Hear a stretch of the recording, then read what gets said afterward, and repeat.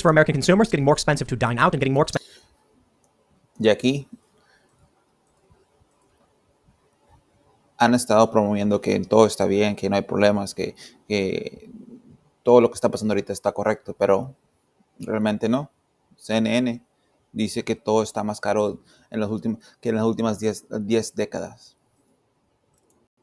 Expensive to eat at home. Restaurant prices spiked 5.8% over the last 12 months, ending in November without seasonal adjustments, the Bureau of Labor Statistics said Friday. That's the largest 12-month increase since the year ended January 1982. And unfortunately, for those hoping to curb spending by turning to home cooking, grocery store prices are also at record highs. They jumped 6.4%.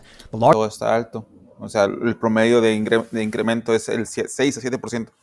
Largest 12-month increase since 2008. Beef had the most dramatic increase, with a 20.9% spike in prices. La carne subió 21%. So let me ask you guys something.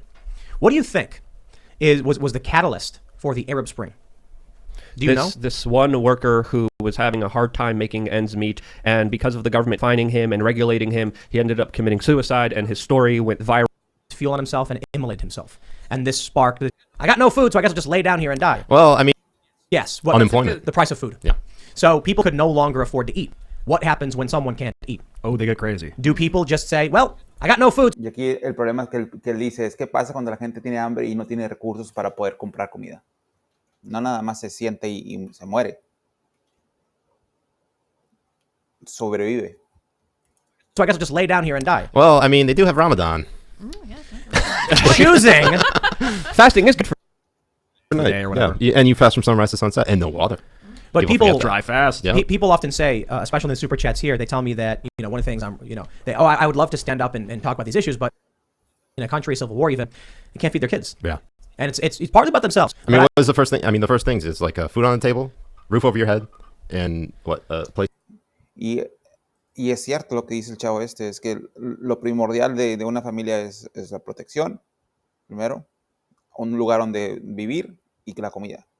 Desafortunadamente la comida es algo que aquí donde estoy en mi área, a lo mejor no lo ves, pero en las ciudades más grandes hay, no solamente hay incremento de precios, no hay comida a veces, lo básico.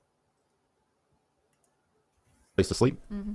Or something like that. What's that order? I think it's safety. I think it's safety. food, shelter, and safety. Yeah. Security, like the things that cause massive stress. Right. If you can't eat, you're panicking. Well, obviously, the first one is safety. But I'm just saying in terms of like the first one's food. Yeah, maybe we're conflating things, but I meant like the usually the goal, and like when you're trying to provide for your family, the first thing you always go for is food on the table. Can't provide food on the table. Yeah, there you got nothing. Yeah, you're screwed. But at least you have a table. And if you have no table, now you're cold, you're scared, and then there's violence, or the police are threatening you. Yeah. You have no safety. Y todo esto da un círculo, o sea, si no hay comida, si no hay albergue donde puedas vivir y no hay protección, ¿qué es lo que sigue? Violencia. People just finally snap. And there's stories coming out of Germany where people killed themselves because of the lockdowns and the vax mandates. There's stories of a person lighting themselves on fire, killing themselves in Australia because of the lockdowns, because of the vaccine mandates. So these stories are already happening, and I think they're only going to be exacerbated, especially here in the United States, where Americans are already dealing with some of the highest inflation in over 40 years. Joe Biden just gave an extra $20 billion for the defense budget, and there's a clear sign that when the government gets involved almost every step of the way, they are making the situation that Have we ever entertained the possibility that Biden might be a Kremlin agent? No, we haven't. Actually, to just give. Yeah. That was his intention? Yeah, basically. Do you believe What it? it seems like his intention. Bueno, ahí está, es verdad. Todo está a la alza. Los trabajos no están a la alza.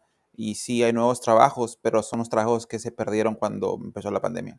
No son nuevos trabajos.